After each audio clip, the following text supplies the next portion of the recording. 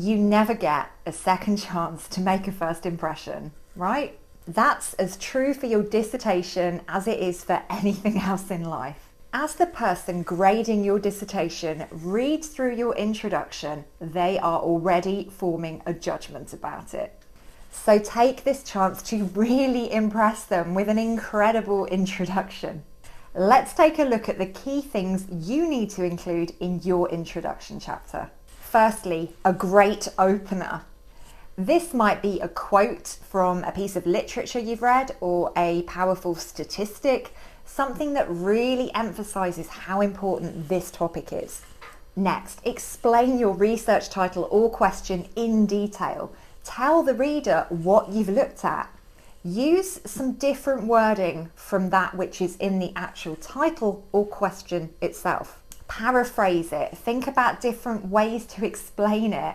Use phrases like "in other words" or "put simply." This conveys a sound understanding of what it is you've been researching, and it demonstrates that you've got a good enough grasp of it to be able to write about it in different ways. Now, outline your aims and objectives and make sure you know the difference between them. An aim is what you want to achieve. An objective is something that you will do to get there. For example, my aim might be to identify the different ways in which young people use social media platforms to find volunteering opportunities.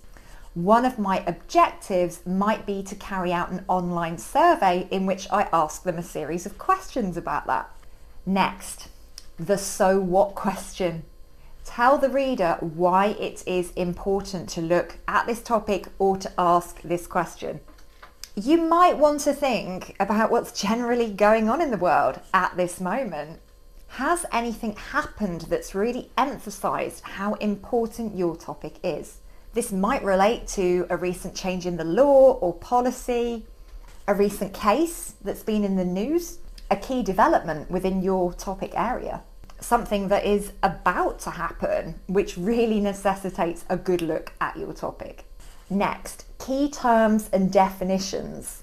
If there are terms or concepts or ideas that are central to your topic area, take this opportunity to explain them now.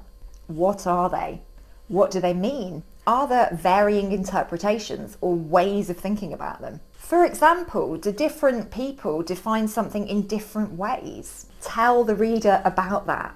Also, make sure that you explain the understandings of the key terms and definitions that you will be applying in your dissertation. There might be 3 different ways of defining something. Which one are you going to use? Lastly, a roadmap. At this point, you need to provide the reader with an overview of the structure and the content of your dissertation, so they know what's coming and the order it's going to be presented in. For example, you might write something along the lines of: the literature review will explore the key bodies of theory and empirical research around young people, employment, and social media. Thereafter, the methodology chapter will outline the approach to the empirical research. Following on from this, the findings will be presented, and so on. And there you go, some vital ingredients for your introduction chapter.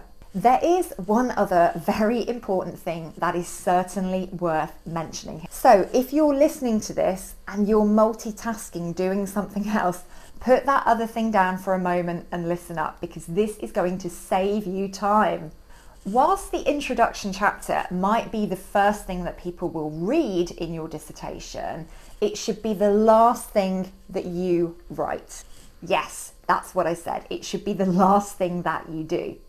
Leave your introduction chapter and write it at the end, after you've written everything else. Why? Because I can guarantee that if you do the introduction chapter first and then go off and do the rest of your dissertation, the things you wrote in the introduction might not end up reflecting what you've actually done. As you go through the process of the literature review, the methods, the data collection, the analysis, things might change.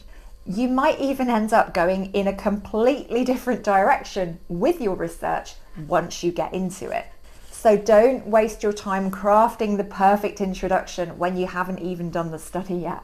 Leave it till the end. It needs to be the last thing that you do.